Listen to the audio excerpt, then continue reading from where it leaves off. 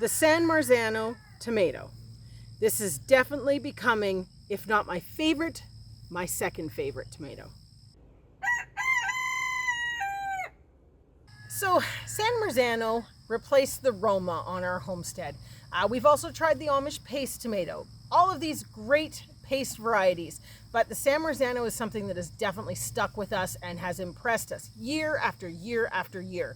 Previously, I would have said in a survival situation, the Scotia was my favorite tomato, and now I'm not so sure after a couple years of growing these San Marzanos. But we did do a video on the Scotia tomato as well, which we'll link above here because they are amazing tomatoes too.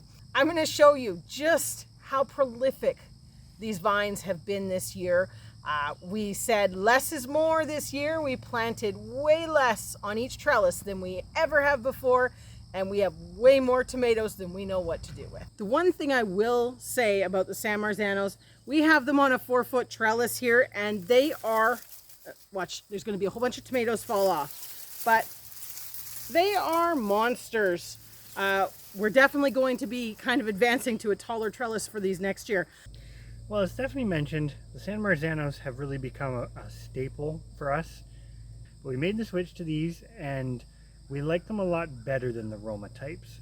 They still are kind of a Roma type tomato, but I'm going to say it, they're fairly sweet, they're very meaty, and as you can see from everything that's around us here, they're a heavy, big producer and quite consistent. I think that's an important fact to think about with these, because when you get something, and this is a tomato of course, but when you get something like a tomato variety that you really like for its practical qualities, that really is sort of the perfect time to really think about things like seed saving and keeping that pure for those properties, which is exactly what we've been doing with these San Marzano tomatoes. No, I am not about to start juggling these tomatoes, not that skilled. But what I am going to do here is I'm going to have the boring conversation with you about just what you should look for when you're selecting tomatoes to save seed on your San Marzanos. Now, in my opinion, this or this are perfect San Marzanos for saving seeds.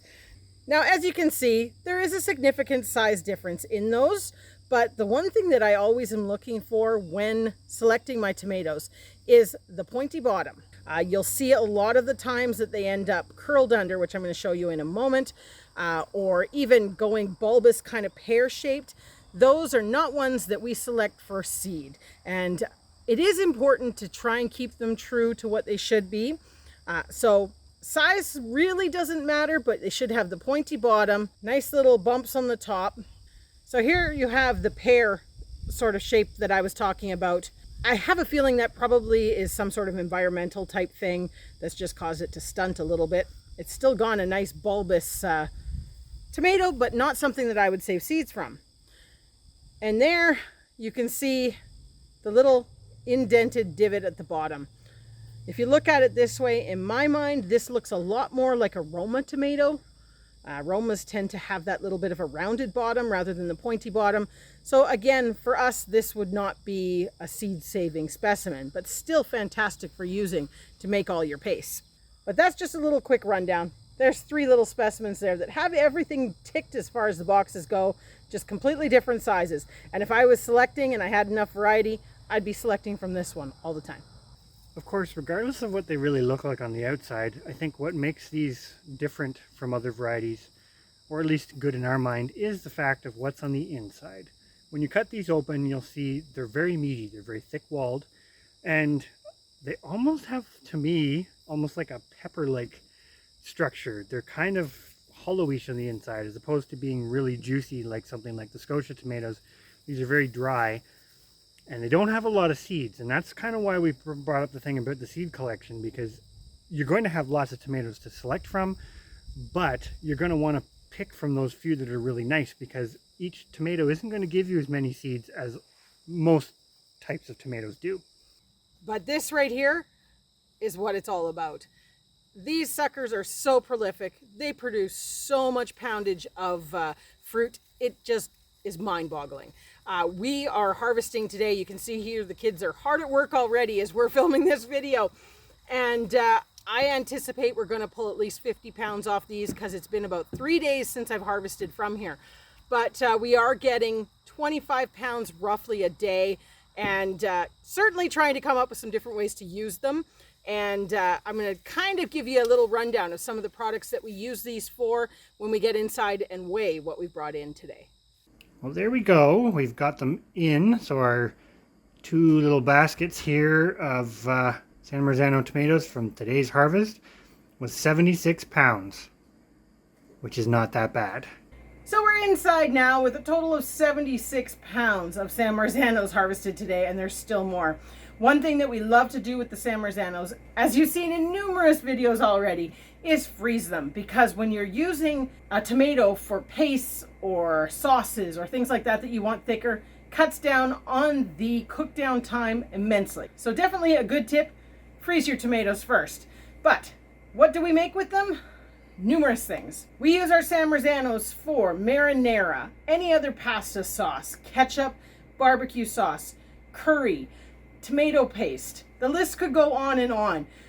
To be honest, you could make just about anything out of San Marzanos, especially if you want them a nice, thick, deep red color.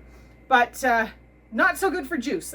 That's probably about the only thing. Juice and soups that you want to be a little bit more liquidy, I probably wouldn't recommend the San Marzano for that. But otherwise, it does just about it all. And one of the best ones for the San Marzano is charred salsa. This is our go-to salsa. I don't make any other salsas anymore. So if you're interested, we'll link the recipe video above for this, because it is a family favorite and a favorite with just about every friend that we have now. That's kind of a brief rundown, look into the San Marzano tomato and our thoughts on it. Definitely we have quite a few videos that have included products like marinaras and pizza sauce and things like that that are made from these tomatoes. But one thing to remember is they don't have to be used as a paste tomato.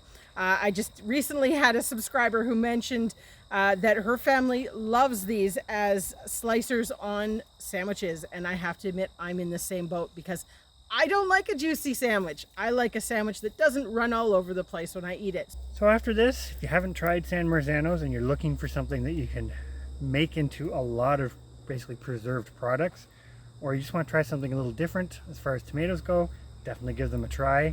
They're one of our favorites, and most people we've talked to who have ever tried them usually are converted to this variety as well. So give it a try, and don't forget, if you enjoyed this video, like, comment, and subscribe, because there's tons more to talk about in this whole realm of homesteading.